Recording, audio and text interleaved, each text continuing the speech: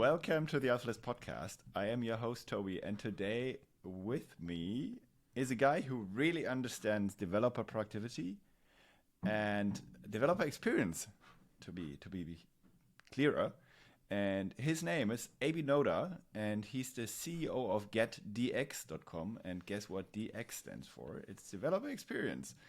And he actually sold a company called Pull Panda to GitHub and worked for GitHub for a while and really understand how to maybe not do it. I don't know. Maybe you can tell us a bit more today. So welcome, Abi.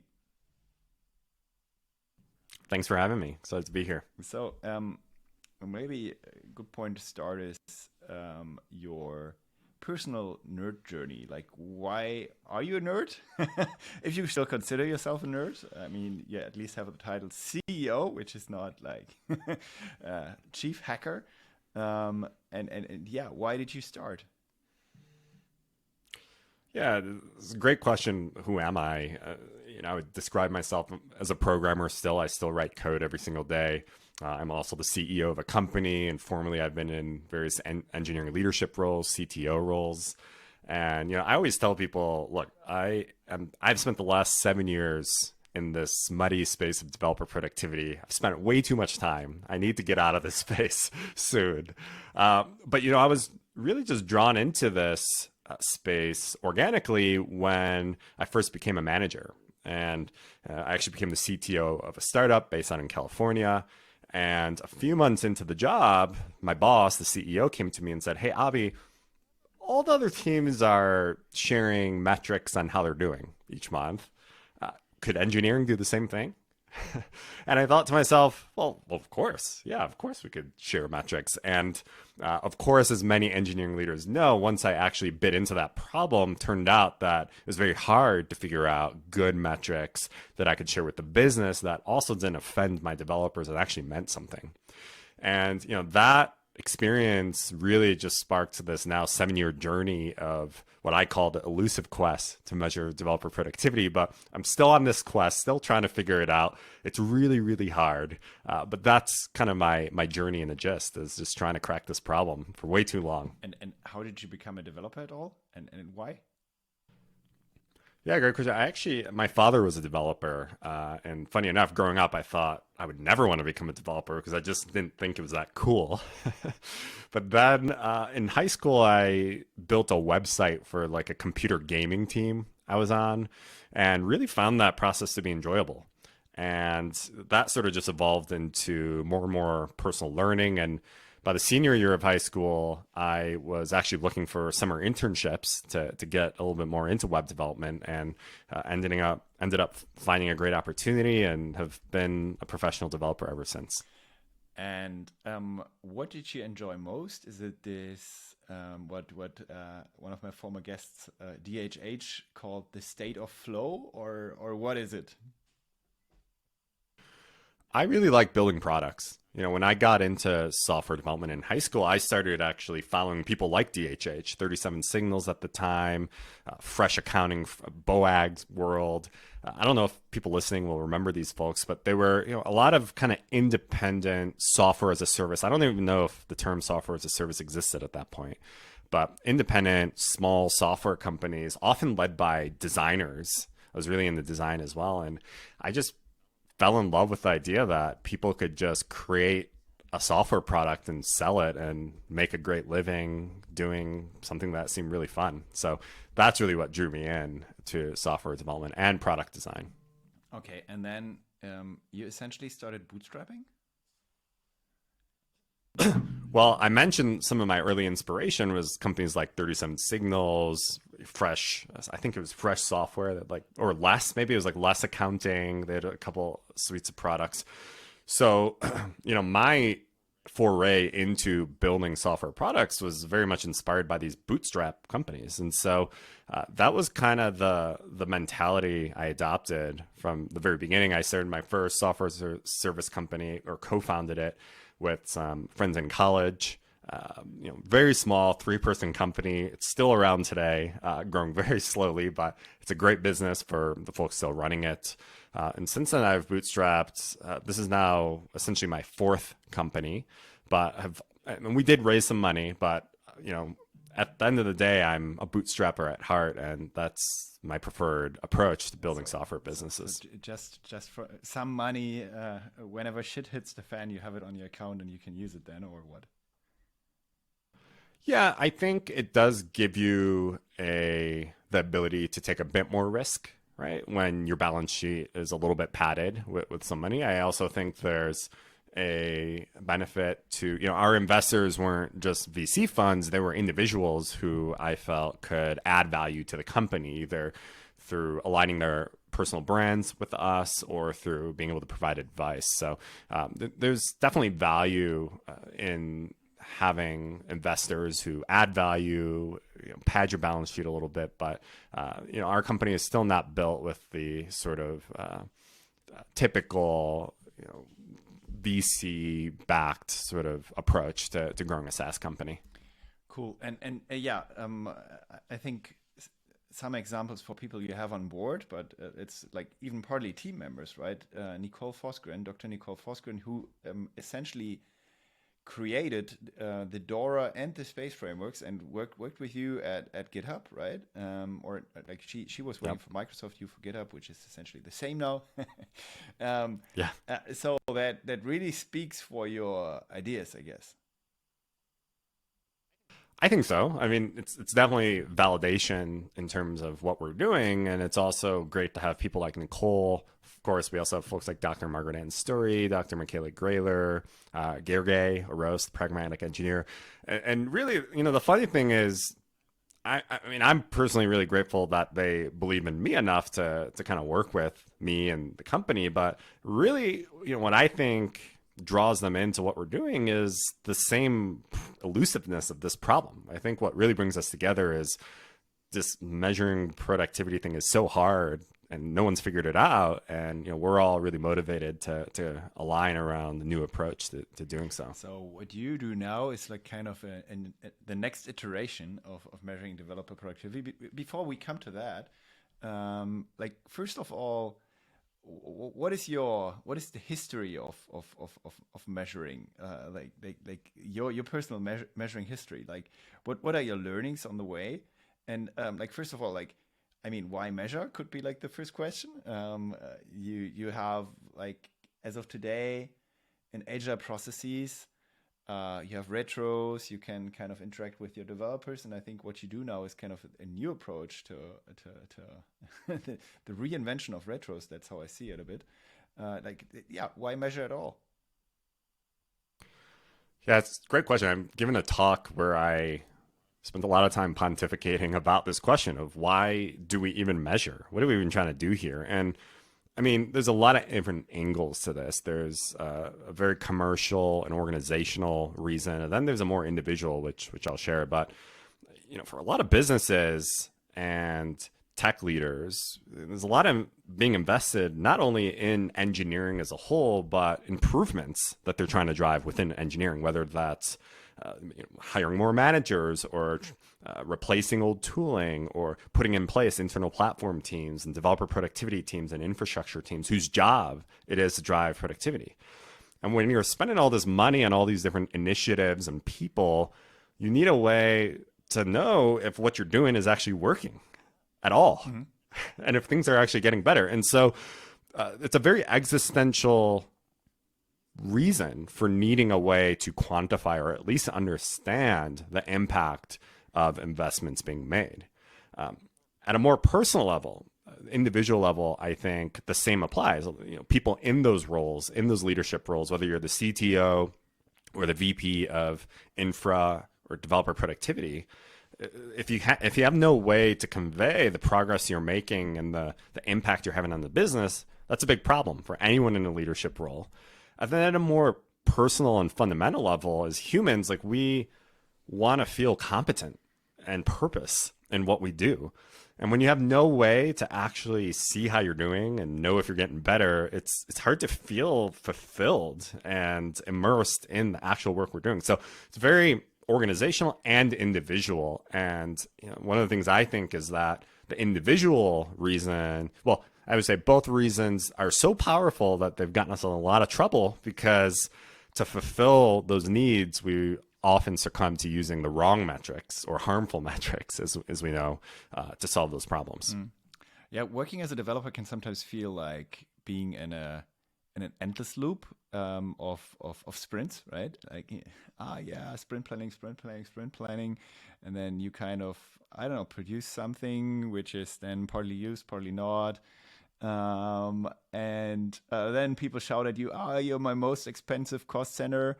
Like, what do you spend all the money on? Like, what do you do there? Like, why is it so slow? That can frustrate you, right? While waiting for Absolutely. deploys. I mean, constantly waiting for deploys. Absolutely. And that is like the problem you want to solve, right? Absolutely. I mean, it's a problem that exists at many levels, whether you're an engineer and there's a lack of visibility into the things that are impeding your ability to be productive, or if you're a leader who's getting asked by the business for what the heck is engineering doing, or is our engineering org even good?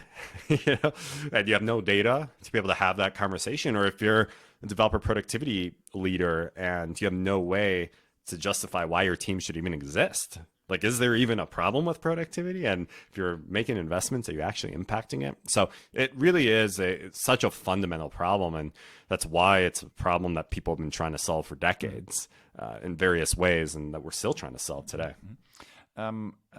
Stepping back a little with Pull Panda, like, what did you do and why did GitHub acquire you? Pull Panda was my first attempt to solve this problem. At the time, I was trying to figure out this question to my boss of, what are the metrics that engineering can track and share? And when I went and spoke to mentors, CTOs, people who've been doing this for 10, 20 years, I didn't get any real clear answers. Some people said, we don't, all the metrics mean nothing. We don't do anything at all. Some people said, we track, commits or cycle time, blah, blah, blah, blah. And so I realized that it was such a unsolved problem, and I was motivated to go try and figure it out. And so Pull Panda did a number of different things, but one of the things it did was a feature product called Pull Analytics. And Pull Analytics would basically pull data from your Git repositories and some Jira projects and give you out-of-the-box dashboards on the processes and activities that were occurring on your team. So these are metrics like pull request cycle time, pull request throughput, review turnaround time, work in progress, lines of code, commits, things like that. I grew that company over the span of a year and a half. And GitHub came along and told me that they wanted to get into all those spaces that Pull Panda was focused on, not only the metrics, but some of the other features we had built. At the time, I was interested in figuring out how to kind of grow the impact of the work I was doing. Certainly trying to bring it to larger customers and enterprises. Through GitHub, the opportunity to leverage the researchers and the research that existed at GitHub and Microsoft was really compelling to me. So, it just made sense as the next step in the journey. And in May, I think 2019, Pull Panda was acquired by GitHub, and I ended up basically continuing my work at GitHub of trying to figure out how to measure productivity. Okay, and did that work out? Well, so I learned a lot. Did I crack? Did I figure out how to measure productivity? No.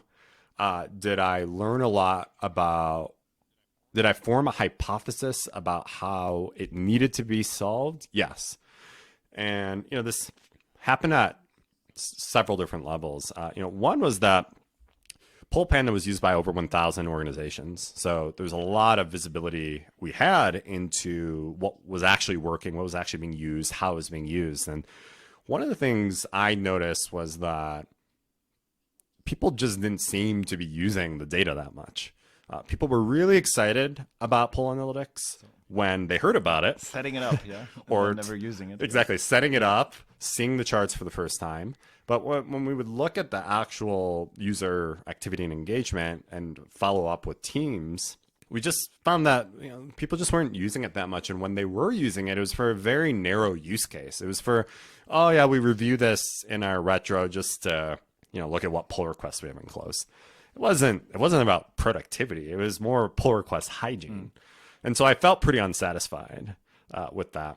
Another thing I saw was that sometimes I would catch organizations using the data in ways that I felt were wrong. So an example is Pull Panda didn't have a CSV export, but sometimes I would see .csv URLs added, people trying to hit URLs and download. And so I'd reach out, hey, why were you trying to export this data? And they would say, oh, we have performance reviews coming up.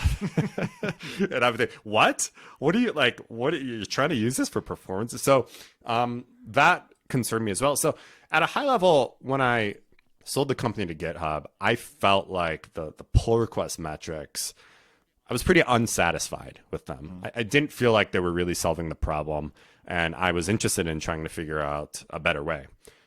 When I went to GitHub, I thought I would find answers there. In particular, Dr. Nicole Forsgren had joined GitHub shortly after I joined GitHub. There were lots of researchers, experienced leaders, so I thought that we would be able to find a better way. The short version of the story is I spent about 1.5 years. We tried the GitHub metrics again. GitHub wanted to roll out a product to capitalize on what they saw as an opportunity.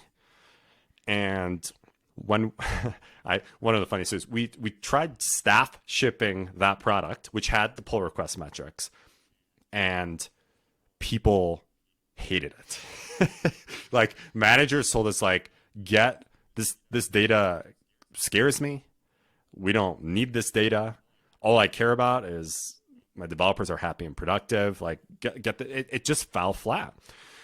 Not only that, at the same time, we were trying at GitHub at the executive level to measure and understand engineering velocity and drive transformation. This was shortly after the Microsoft acquisition. There were new executives. They were trying to, GitHub had to ship faster. That was a big goal at the company. And so, I remember our SVP of engineering, I had opinions on what we might measure, but SVP said, hey, we need the DORA metrics.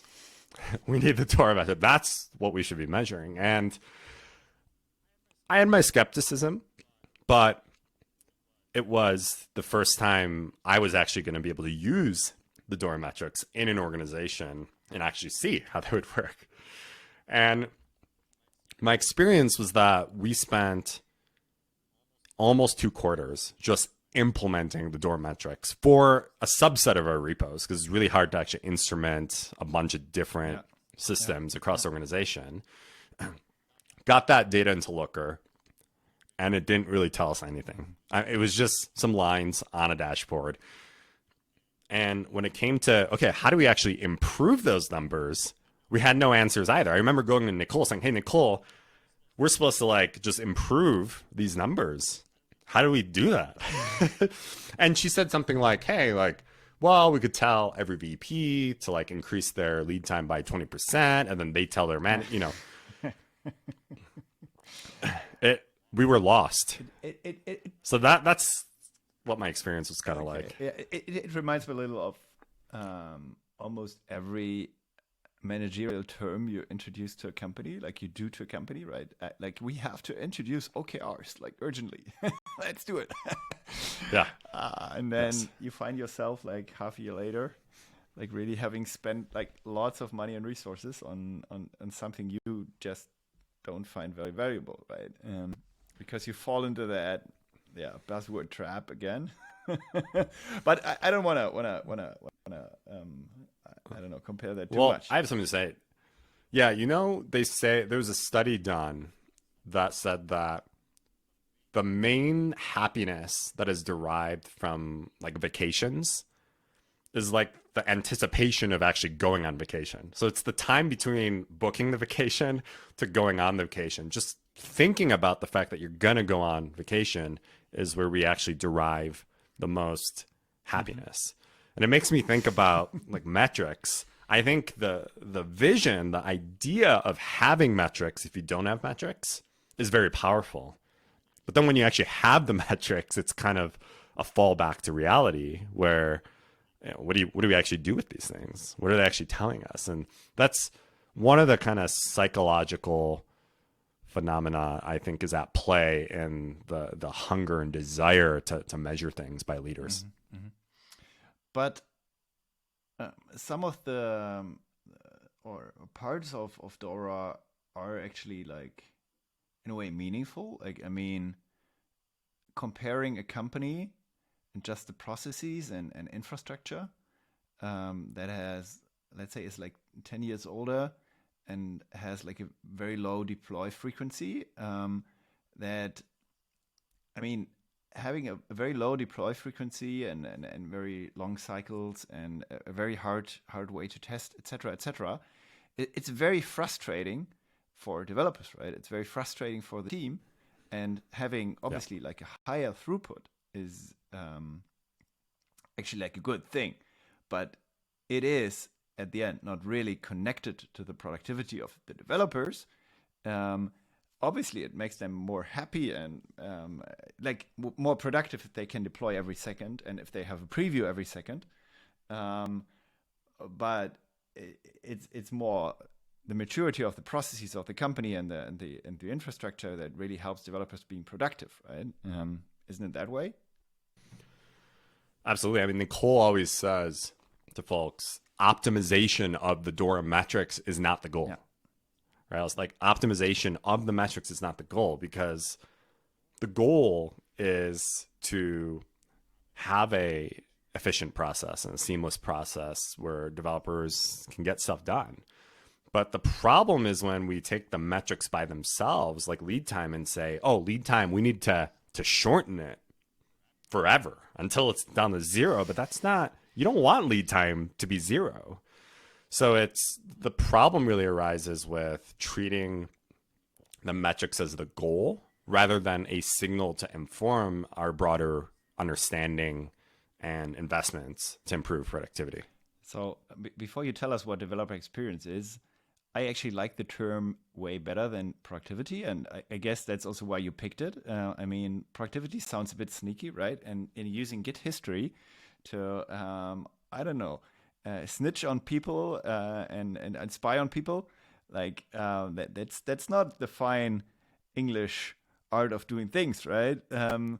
So doesn't feel like it doesn't feel like that. So maybe tell us a bit more, like what the evolution of DORA metrics is, and how you see it these days, or how you try to solve it better. I don't know if you succeed this time, and let's see who acquires your company this time. But yeah, I think I think you asked about the history of measurement before, and I think of it in 3 chapters. Okay, chapter 1 was output metrics, and people have been tracking this stuff since the 80s, lines of code, right? 90s, lines of code, number of commits, function points. People still track number of PRs today, very popular, and let's just track the output of developers. And what we know from research and experience is that those measurements are very, very fuzzy. Right? Because pull requests aren't created equal. Tickets aren't created equal. You can have big pull requests, small pull requests. More lines of code isn't better. Those metrics are really fuzzy. I think they can give you in a broad population, a sense of kind of the direction and patterns in which things are going on. But the way they're used on individual teams or smaller populations of developers, we know is harmful, not something you should do. The chapter 2 in the history of measurement is what I would call process metrics. And this is what I was really focused on with regard to Pull Panda. This is what DORA focuses on too, is, hey, let's measure the delivery process. Let's measure how long it takes for certain things to get done. Let's measure how long it takes to get a deploy out. And by improving the process, and by measuring and improving the process, we'll improve productivity. I think that this works to an extent. But the biggest problem with measuring process is that that problem I talked about earlier with lead time, where it's like, what's the right number? What's actually good? What's a good lead time? Well, It depends on the team. If a team has to ship software through the Apple iOS store, their lead time is going to be very different than a small microservices team that can deploy 20 times a day if they want. So the problem with process metrics like cycle time, lead time, deployment frequency is that they lack context. They don't normalize for the differences in workflows and types of software being delivered across an organization. And so there's a limit to what we can do with them. I think they're useful when you're honing in on a specific problem and the measurement can guide you in understanding and improving that thing. But when we use them as our top level signals of success or productivity, they're not really telling us much. They're very fuzzy, and they might not even be the right things. And so that brings us to chapter 3, which is what I'm currently working on today, which is measuring experience, right? Measuring output doesn't really work with knowledge work. Measuring process lacks context. It's very difficult to contextualize the data we have to know if it's good, if it's bad, or actionable. When we measure experience, we're really measuring the actual lived experience of developers themselves and asking them to give a signal into productivity. And there's a lot of, measuring experience isn't the silver bullet. It has a lot of challenges and flaws and limitations. But really, I think the answer is if you can use all these 3 things together, if we can measure processes, if we can measure experience, and keep an eye on output too. I think it's not to say you should never look at that kind of data. Together, these things can give you a much more complete view than any of these things individually. And so it's really, when talking about measuring productivity, it's about having not banking on any single metric or even a single approach, right? We need a mix methods. That's the research term for mixing qualitative and quantitative data, transactional and periodic data. We need as much data as possible and different types of data to get a holistic understanding of productivity. But if I don't want a holistic understanding, but just like a simple understanding, like where do I start? I mean, it's also complex. I mean, just implementing DORA is like, it takes ages, right? Yeah, it can take ages. Yeah. Well, so this we have an answer to, I think. Nicole Forsgren has written a previous paper where she discussed this exact topic, like how do you get started with measuring your DevOps pipeline?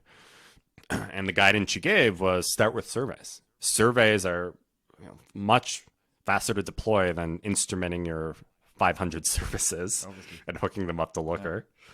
Yeah. They can capture not only objective things about how systems and processes are working, but also sentiment, satisfaction, culture.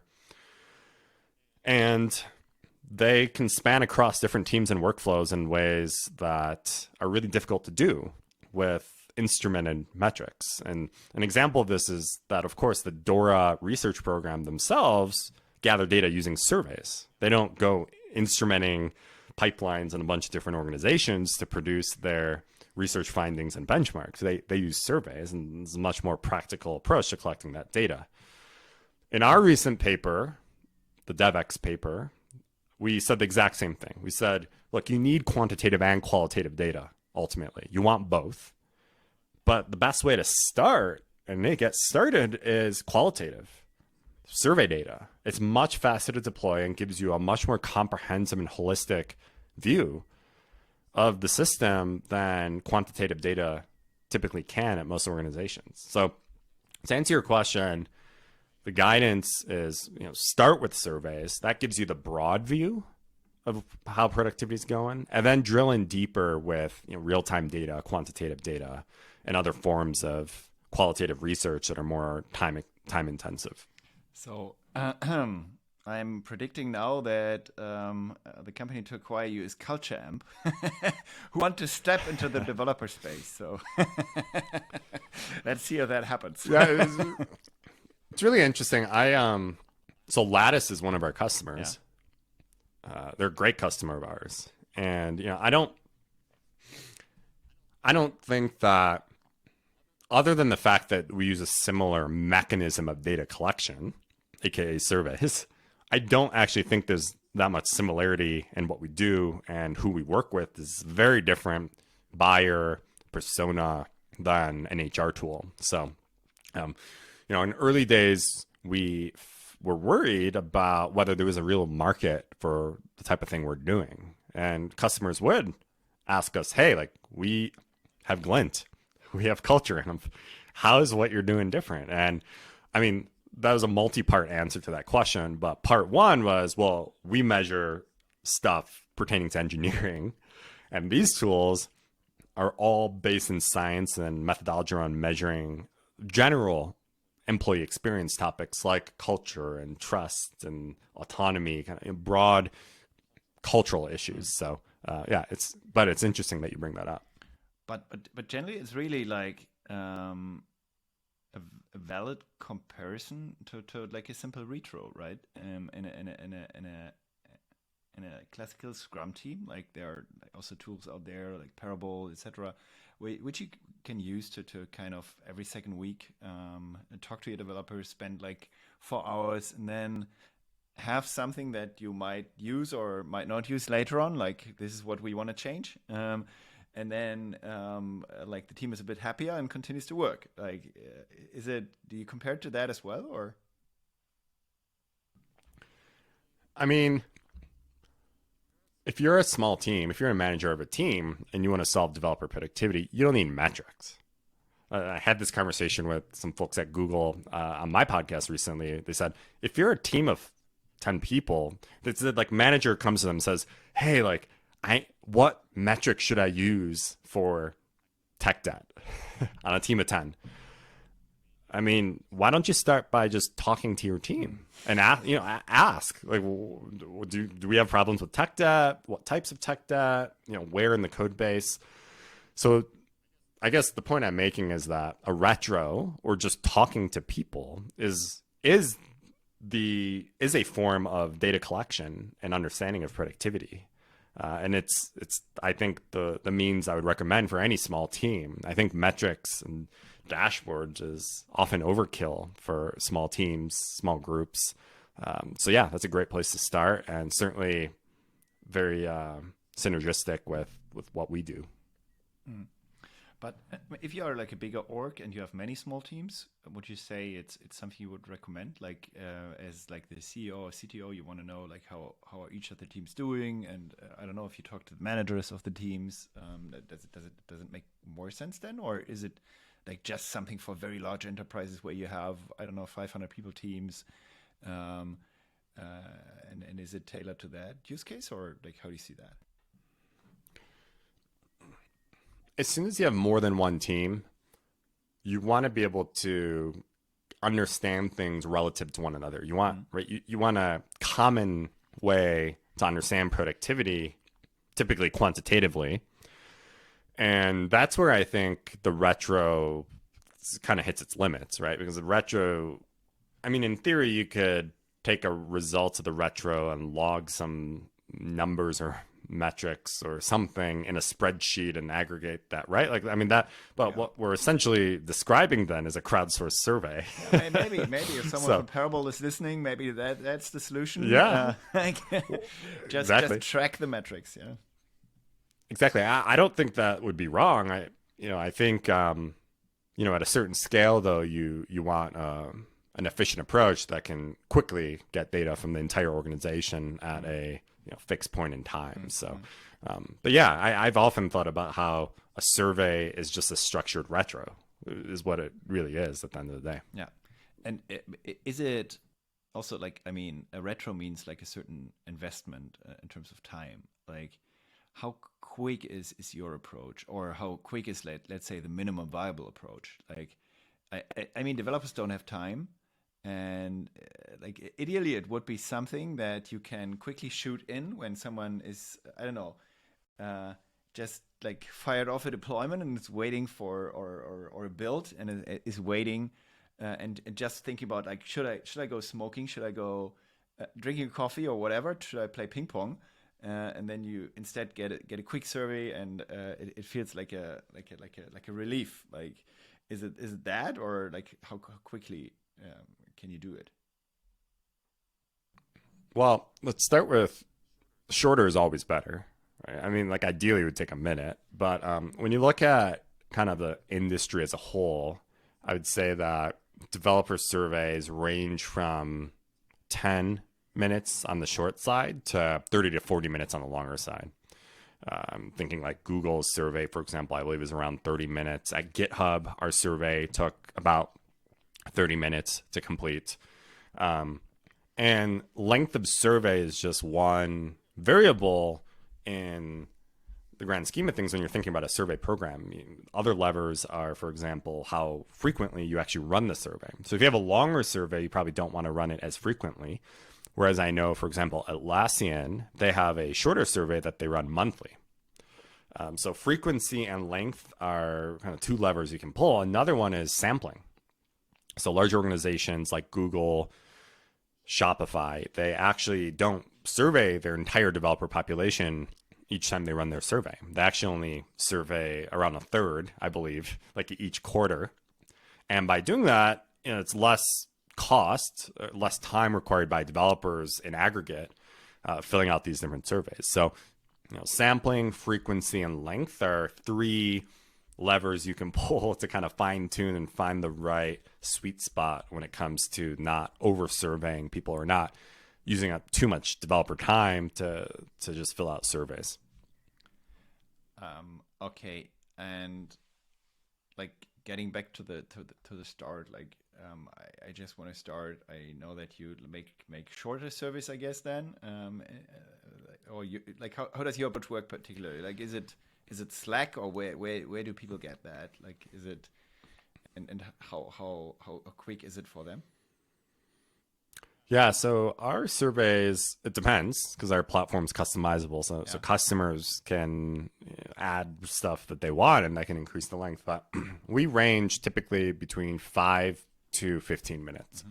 And when we measure the time it takes for people to complete these, it depends. For example, some people write really long comments. They might spend 5 minutes just writing one comment because they wanted to. Whereas someone who isn't really commenting on issues might go through the process in just 5 minutes. So it's variable, but in terms of our approach, we always want to keep it as short as possible.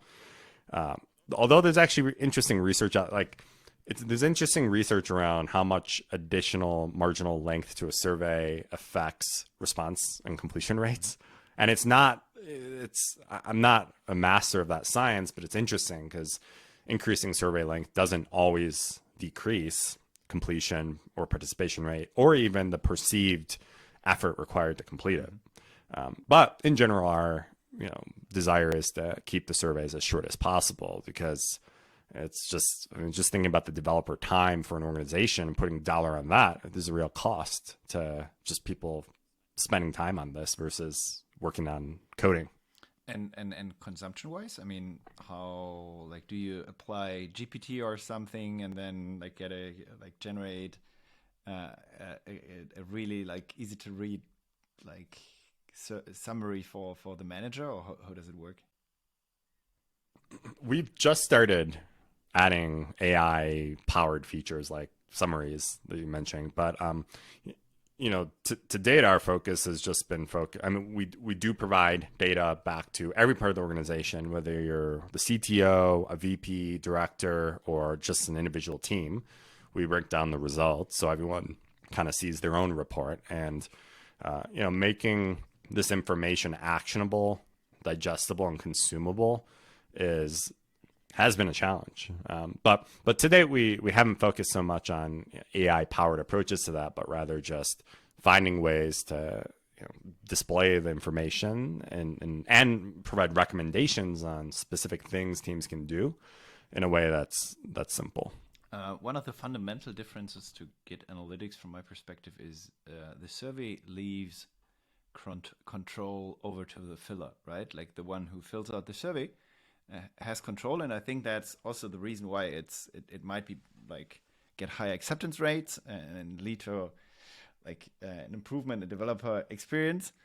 Isn't that a flaw of the system as well?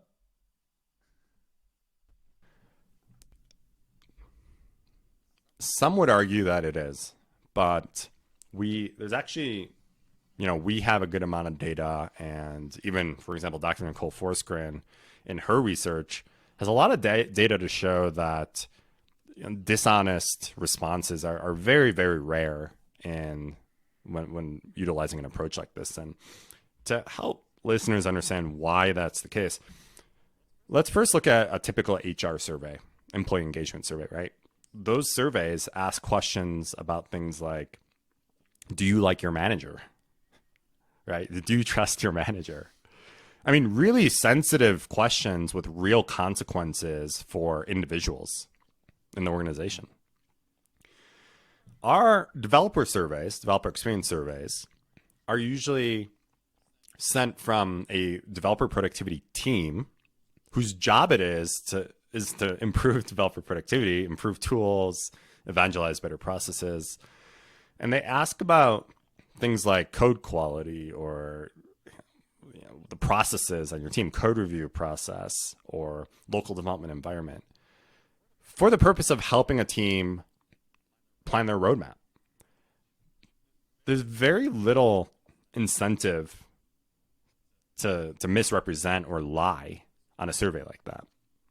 And when we've done validation studies where we've, for example, cross-validate survey data against system data, log data. This is also a practice like Google does very actively. They're always comparing multiple data points to check whether data coming from anywhere is actually valid and correct.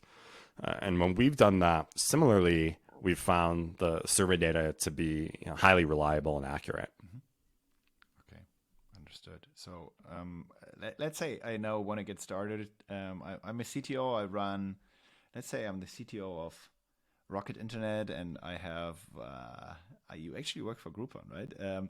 I have like 100 different companies, and I want to start like centrally making sure that developers are productive. What would be your like 3 tips you would give me on the way as kind of your gift for me?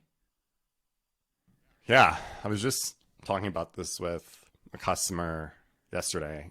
So the prompt is, you're a CTO, you want to start doing stuff with developer productivity. You want to start a developer productivity initiative at the company to accelerate things. Like, what are some tips? Right? Great question. So first tip, and a lot of companies struggle with this, is naming, like what to call this initiative or thing. Advice: don't call it developer velocity. Don't call it developer productivity. Names I would suggest are developer enablement, developer acceleration, or developer experience would be my recommendation, for the same reasons we alluded to earlier. Just the signal and the vibes it gives off to developers. You want it to be something that's enabling, not something that seems like people are going to get measured and fired if they don't have enough commits or whatever. So first step is naming. Second step is around measurement. Organizations spend years just trying to establish things like DORA metrics, or just even debate internally, like what should they be measuring. And to get started, I would recommend just start with a simple survey, just on your own. Just ask some basic questions around how developers are feeling about their processes, their tools, their teams, the culture at the organization. Ask them what's the main thing that's holding them back. Run this survey. That should probably give you enough actionable insight to know what next steps to take that will keep you busy for at least a year. There's usually so many things that need to actually be fixed that, when you actually ask developers what's wrong, you get a long list of actionable things that your organization could be doing. The third is, especially if you're a larger organization, like in this example, would be to, establish a function around this. You need, at the very least, a person, not the CTO, right, who's kind of in charge of this initiative, the developer experience initiative or program or whatever.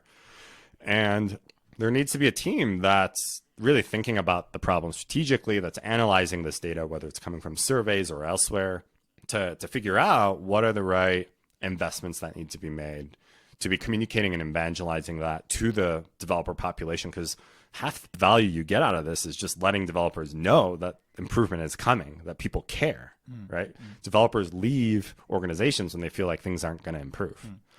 So having a team that's represents the work that's happening, that communicates it, that drives it, keeps the organization updated, analyzes the data, reports that back to the organization is really important. And that's, I think, a trend we're seeing right now in the industry is a huge rise in dedicated, lots of different names: developer productivity, developer experience, enablement, infrastructure, platform, engineering excellence, developer acceleration, whatever you want to call it. Lots of dedicated teams focus on internal developer productivity that are doing this type of work. So those would be my 3 tips. Thanks. Yeah, very helpful. Like as kind of my outro question, I have a little surprise for you. So I guess from GitHub you might remember Chris Wentworth, right? I guess he was CEO when you were there, right? Or was already Ned Friedman? Wait, who again? Chris Wentworth.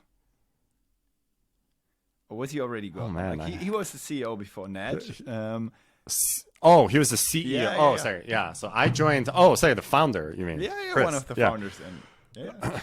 Oh, okay. Yeah. Sorry, I joined GitHub after the Microsoft acquisition. Yeah. Okay. So Chris was you don't know him then, but he actually built a secret Easter egg into GitHub, and it actually allows you to manipulate the history view of GitHub. You just very simple. Hand in a time travel get parameter, and you can actually make it travel back in time, like in reality, physically. And we now I open up the history view on my computer, and I I add question mark time travel, and then your name, Abi Noda, in 2011, and you actually just started working as a software engineer for Groupon, like the company we just mentioned before. Yeah. And you were That's funny. Yeah, it was a funny time. I guess you were heavily grinding, as it was really a hard time, I guess. Fighting City Deal, etc. And you now have the chance to whisper something into young Abi's ears. What would it be? Keep bootstrapping. That's also great advice to our listeners, right? I mean, that's I think also what many engineers don't really have on their radar, like the power you have in the modern world of SaaS. Absolutely. I mean, Pull Panda for most of the company's life was a one-person company. I mean, so when you think about the leverage of a single engineer, right? That's something we've tried to have as a cultural principle here at DX, even though we have a larger engineering team. But to always think about how can we get the same level of leverage out of every engineer at DX that we had with Pull Panda. Does it work? For a lot of DX's early days, we had one engineer per product. And I would always talk about Pull Panda as inspiration for that. I said, look, I did it. Why can't we all do it? Now as the business has grown, we're not quite adhering to that principle anymore, but the aspiration and the mentality around that remains. Yeah, it's hard when you see things getting out of control, right? I mean, with teams growing bigger than 5, it magically happens, and that's a pity. And yeah, really good idea to really staff small teams, 3-people teams, right? And small and effective designer included, etc. I like that. Yeah. So yeah, great discussion today. Really liked it, and happy to chat again about DX in the future and see your how your company is progressing, and maybe a few people want to sign up at GetDX. Maybe you send us a voucher or something. I don't know. It's quite expensive. It's expensive, but let us tell you about the ROI. But no, I always love hearing from people. If people have questions about getting started with developer productivity, developer experience in their organization, or if you're out there having internal arguments and debates about what you should be measuring, I love helping and speaking to folks in these positions, regardless of whether you have interest or fit with our product or not. So always happy to hear from people. Great. And you actually write a newsletter, a blog, Substack, etc., like all on the topic, right? Yeah. Newsletter focused primarily on research papers in developer productivity. So each week I do a summary, a digestible version of a research paper focused on developer productivity, and share a lot of that on LinkedIn, and then run a podcast where I speak with specifically developer productivity leaders across the industry. Yeah, okay. So folks, check out abinoda.com. And yeah, Abi, thanks a lot. It's great chatting to you. Yeah, thanks for having me. Bye-bye. Yeah, this was fun. Bye.